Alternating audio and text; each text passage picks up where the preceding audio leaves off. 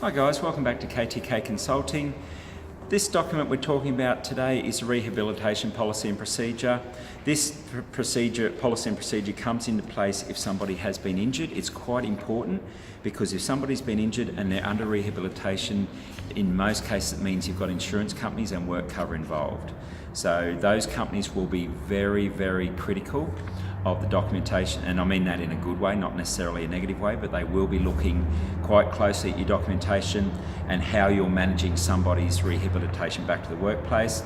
Effectively what this policy talks about is and this is often in human resources packages as well, because it's about fairness of someone coming back. If someone gets injured within your workplace, you need to manage how they come back. They may not necessarily be able to do all the tasks that they've previously been able to do.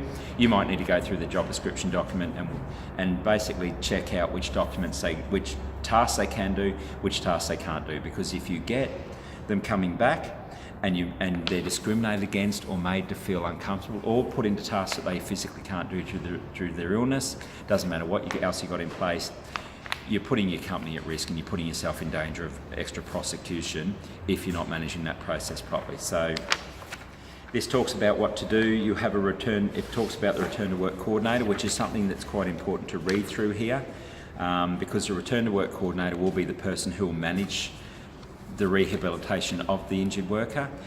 In larger companies it might be a specialised person within human resources area. In smaller companies it might just be the owner of the company or their supervisor.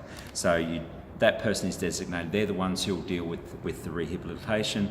They're the ones who will deal with the injured worker. They'll manage the process. There's a lot of paperwork if you're going through work cover and or insurance companies.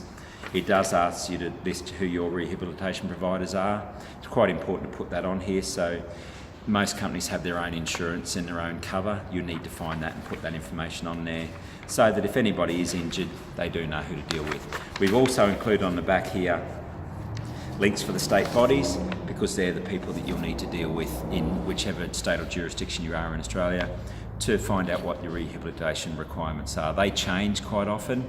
We haven't included a lot of that in here because it is quite heavy reading and it does differ depending on the insurance company and from state to state. So use those links, have a look through the document. As usual, any problems please reach out. Okay, thanks, bye.